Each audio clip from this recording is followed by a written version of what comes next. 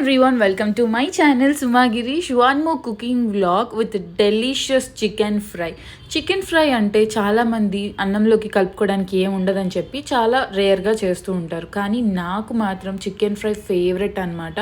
ఇలా కొంచెం గ్రేవీగా రెడ్ కలర్లో ఉంది కదా, చాలా చాలా బాగుంటుంది టేస్ట్ అయితే.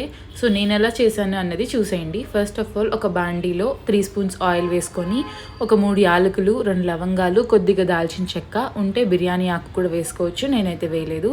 సో అవి కొంచెం వేగిన తర్వాత ఆనియన్స్ వేసుకోవాలి. ఆనియన్స్ కొద్దిగా కలర్ చేంజ్ అవుతున్నప్పుడు టొమాటో, పచ్చిమిర్చి కూడా యాడ్ చేసుకొని, టొమాటో ఎక్కువ మగ్గాల్సిన అవసరం లేదు ఎందుకంటే కూర అంతా అయిపోయేటప్పటికి టొమాటో ఎలాగో మగ్గిపోతుంది కాబట్టి. సో టొమాటో, పచ్చిమిర్చి కొద్దిగా వేగిన తర్వాత అల్లం వెల్లుల్లి పేస్ట్ ఒక 2 to 2.5 స్పూన్ వేసుకోవాలి. ఆ తర్వాత వాష్ చేసుకున్న చికెన్ పీసెస్ యాడ్ చేసుకొని ఇప్పుడే మసాలాలు ఏమీ అస్సలు వాడకుండా మూత పెట్టేసేయాలన్నమాట. అప్పుడు చికెన్లో నుంచి వాటర్ బాగా వస్తుంది. ఆనియన్స్, టొమాటోస్ ఫ్లేవర్ కూడా చికెన్కి బాగా పడుతుందన్నమాట. చూసారా, ఇలా వాటర్ వస్తున్నప్పుడు మసాలాస్ యాడ్ చేసుకోవాలన్నమాట.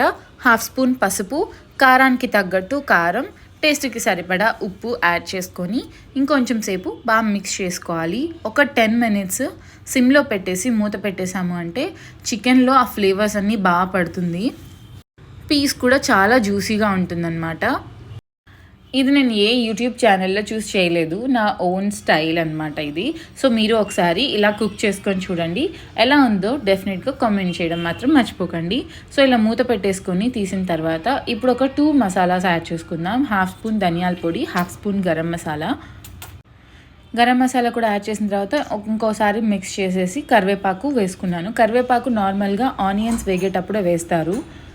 చాలామంది కరివేపాకుని ఆనియన్స్ వేగేటప్పుడే వేస్తారు, కానీ ఇలా ఒకసారి ట్రై చేయండి. కరివేపాకు దించబోయే ముందు యాడ్ చేసామంటే ఆ ఫ్లేవర్ బాగా పడుతుంది. ఆ తర్వాత కొద్దిగా వాటర్, కావాల్సినన్ని వాటర్ యాడ్ చేసుకొని గ్రేవీ దగ్గర పడేంత వరకు మూత పెట్టేసాము అంటే సో ఇలా దగ్గర పడిపోతుంది. కావాలంటే ఇప్పుడు కూడా దించేసుకోవచ్చు కొత్తిమీర చల్లుకొని. మీరు ఇంకా ఫ్రై కావాలి అనుకుంటే ఇంకొక 5 minutes మీడియం ఫ్లేమ్లో పెట్టి ఫ్రై చేసుకున్నాము అంటే ఇలా కొంచెం గ్రేవీగా, కొంచెం ఫ్రైగా టేస్ట్ చాలా బాగుంటుంది. కలర్ చూడండి, చాలా బాగుంది కదా, రెడ్ చికెన్ లాగా. దించబోయే ముందు కొత్తిమీర చల్లుకున్నాము అంటే చికెన్ ఫ్రై రెడీ. చాలామందికి చికెన్ రెసిపీ అనేది ఒక ఎమోషన్ అనమాట. చికెన్ కర్రీ చేస్తే ఆకలేసే వాళ్ళు చాలామంది ఉన్నారు కదా. సో అలాంటి వాళ్ళు బోరింగ్గా ప్రతిసారి ఒకటే రెసిపీని ఏం చేసుకుంటాం, ఇలా కొంచెం డిఫరెంట్గా ట్రై చేసాము అంటే మనకి చికెన్ తినాలన్న ఇంట్రెస్ట్ పెరుగుతుంది.